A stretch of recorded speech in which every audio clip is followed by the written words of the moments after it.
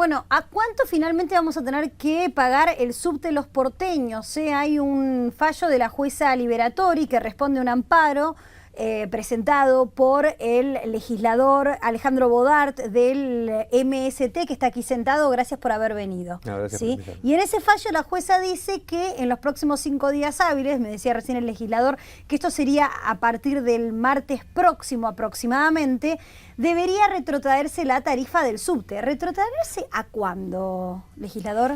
Bueno, la jueza lo que plantea es que el último aumento que se aplicó desde hace una semana, más o menos, replantea, está hecha de una manera injusta.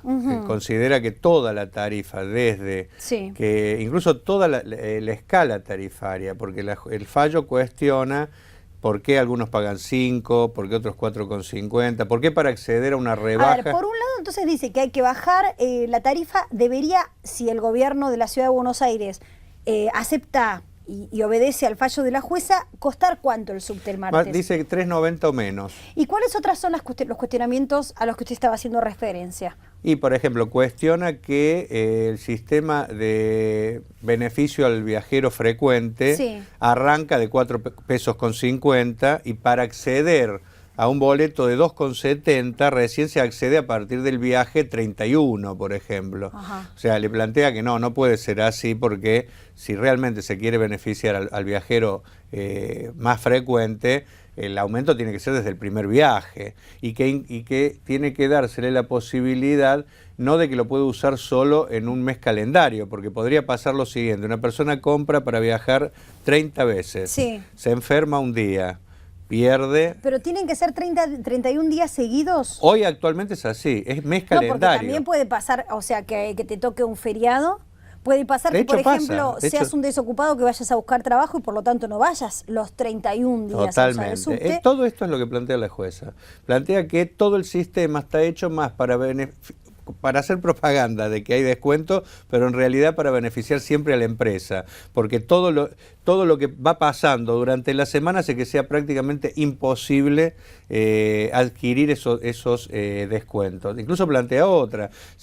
El gobierno dice que va a vender pases de tantos viajes, ¿no es cierto?, con un descuento, pero también le plantea que ahí va a tener ese pase caducidad. También dice, no, que sea que uno lo puede comprar y usarlo cuanto tiempo quiera, porque también dice algo, a la persona que no es frecuente, que no viaja todos los días, también hay que darle la posibilidad de que compre varios pasajes y que adquiera el descuento. Para eso no tienen que tener fecha de caducidad. Es decir, la jueza ha hecho, yo planteaba directamente suspenderlo, ¿no? Al aumento, creo que es injustificado, hemos presentado los costos, pero la jueza nos ha dado la razón en la esencia de que todo el marco tarifario estaba mal, era excesivo, inequitativo, y por eso le ha dicho esto, el gobierno le ha ordenado por una medida cautelar que en 5 días hábiles, que vencen el martes de la semana que viene, presente un nuevo cuadro tarifario, todo a la baja, todo a la baja. Ahora, ¿tiene razonabilidad, todo lo que usted está contando, y además este esquema que la jueza cuestiona por las cosas lógicas que incluso hablando acá sin hacer demasiado análisis, podemos advertir? Pero dada la inflación que hay en el país, los costos que están subiendo de todo, ¿cuánto cree usted que debería costar el subte? Bueno, nosotros, hay un estudio que ha hecho la auditoría de la ciudad que estudió la estructura de costos del subterráneo y ha llegado a la conclusión de que más o menos la tarifa sin subsidios, un pasaje, o sea, sin subsidio, tendría que oscilar entre 4,80 y 5,50. ¿Cuál es el problema que tenemos nosotros? Que actualmente pagamos solo de subsidios 4 pesos por pasaje, o sea, que no lo pague el gobierno de Macri, ni Macri, lo pagamos todos con los impuestos. ¿Esto qué plantea? Si estamos pagando de subsidios 4 pesos y no se plantea bajar los subsidios. Claro, son 8 pesos lo que estamos pagando. Ahora estamos pagando, pagaríamos 8,5. ¿Por qué? Porque entonces, si la estructura de costos que ha discutido la auditoría de la ciudad dice que va 5 o 5,50, ¿por qué estamos pagando 8,5 pesos? Y no está planteado que se aumente el boleto para bajar subsidios, sino que al revés. Este año en relación al anterior se aumentó el 40% los subsidios. Entonces, ahí está el meollo de la cuestión. ¿Por qué le tenemos que pagar más de lo que vale el servicio? ¿Se entiende? Porque aparte hay otro tema que es importante que sepa el usuario. No va el aumento del subte a mejoras, porque la empresa no tiene obligación de mejorar. O sea, cuando pagamos el boleto y los subsidios, solo le estamos pagando a la empresa por mover los trenes. No, porque el otro día yo veía un documental sobre cómo era el sistema de metros en Nueva York y el sistema de mantenimiento de la red, ¿no? Entonces había un ejército de, no sé, como 500 técnicos que las 24 horas del día estaban poniendo a punto y arreglando los vagones para que estén en perfectas condiciones. Digo, en este momento, en el esquema actual planteado, con la tarifa y con los subsidios otorgados, ¿dónde están esos talleres? ¿Hay gente haciendo esas reparaciones? Sí, hay talleres, ¿Hay pero una flota importante? yo para que usted más o menos tenga claridad, nosotros en el último año se perdió el 15% de las formaciones. ¿Qué quiere decir? Que hay 15% menos de trenes funcionando que los que había. ¿Por qué? Porque se van rompiendo. Son todos trenes esencialmente viejos, hasta lo que se compra. Porque muchas veces se compra chatarra de otros países. La última compra que se hizo a España, por ejemplo, habría que leer los diarios, porque los diarios nos cargaban diciendo, uy, logramos meter esta porquería que la íbamos a usar esencialmente para hacer pruebas con explosivos, iban a hacerlo, porque eran todos vagones de desuso, y eso compramos. Como hemos comprado durante años esas cosas, es muy difícil mantenerla. Entonces, mes a mes se van rompiendo y algunas casi no tienen ya arreglo. Entonces, cada día que pasa hay menos formaciones. Por eso la gente siente cada vez que viaja peor. Y es cierto, porque la frecuencia se va estirando.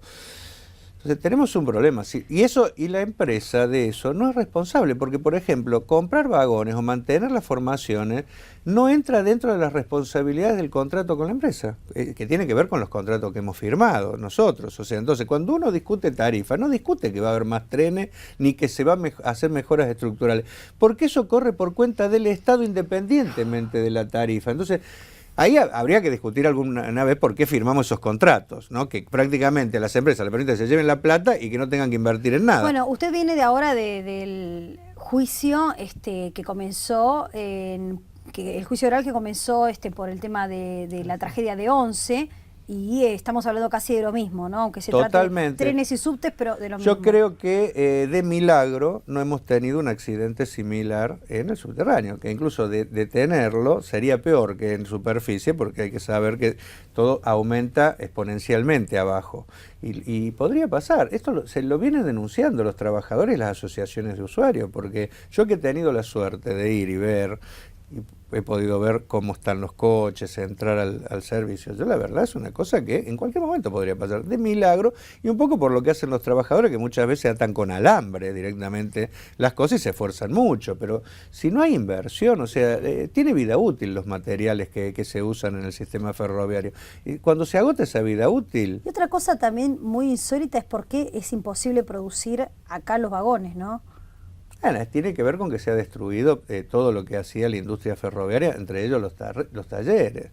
Tiene que ver con eso, y se privatizaron todos. Entonces, pero digo, hasta debe estar la gente que sabe hacerlo. No, sí, está la gente. Y por ejemplo, la fábrica Enfer, que era la que hacía, se privatizó, y hoy, por ejemplo, están reclamando porque no tienen trabajo. Claro. Por ejemplo, hay gente que está capacitada para hacerlo y no se lo hace. Hay trabajadores del subte que están capacitados porque en su momento había talleres en el interior del subte que se fueron desmantelando. O sea, hay capacidad humana. Lo que hace falta es tomar decisiones políticas. Por ejemplo, ¿por qué si sale 5 le vamos a pagar 8,5? Sí. ¿Por qué ese dinero, en vez de pagárselo a una empresa, de ganancia extraordinaria? Porque con 5,5 gana la empresa normal. Lo otro ya es ganancia extraordinaria. Esa plata no la usamos, por ejemplo, para comprar vagones, para extender la red, porque el problema de la tarifa, si hubiera un subte que llega a toda la ciudad, la gente no necesitaría, además del subte, tomarse un colectivo para llegar a su lugar de trabajo. Entonces, eso no se dice muchas veces cuando discutimos tarifa. Si uno va a Francia o a algún lugar de una gran mega urbe, uno con el subte llega a cualquier lado, entonces no necesita tomar otro medio de transporte. Acá es tan pequeña la red que la gran mayoría de la gente usa de tránsito el subterráneo. Viene en un colectivo, se sube al subte, se baja del subte y va a un colectivo. Entonces el precio que paga para transportarse no es solamente el del subte, es carísimo. Pesos, otra cosa sería discutir la misma tarifa sin usar un solo servicio. O sea, todas estas cosas hay que discutirlas porque, bueno, tiene que haber una política. Pareciera que la política es casi sacar usuarios. En vez de mejorar para que cada vez pueda viajar más gente, es aumentar la tarifa para que haya menos usuarios y así con un subte deficitario las cosas anden, ¿no? ¿Y por qué cree usted que pasa todo esto? Porque todo hace, o sea, es blanco y está en botella, como dice el dicho, ¿no? Está todo muy obviamente presentado como un negocio facilitado hacia los concesionarios, ¿no?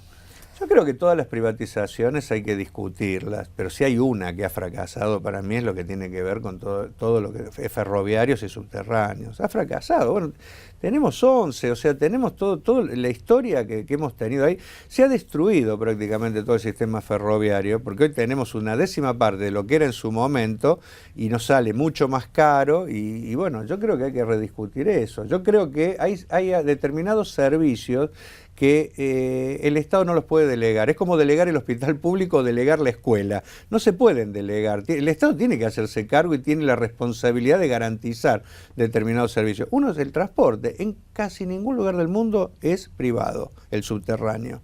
Por ejemplo, incluso en lugares que no tienen que ver con un problema ideológico, en París, en Nueva York. O sea, el Estado no se desprende de esos servicios. Lo que yo creo que hay que hacer, conociendo la historia argentina, es volver al Estado, pero con un fuerte control social. Hay que arbitrar los medios para que la gente pueda controlar a dónde van los dineros públicos, ¿no es cierto?, si se hacen las obras. Yo me acuerdo que el año pasado hubo un rumor, incluso algunos funcionarios del ESBASE habían deslizado la posibilidad de reestatizar totalmente el servicio. Yo creo que es la salida, yo creo que es la única salida que tenemos.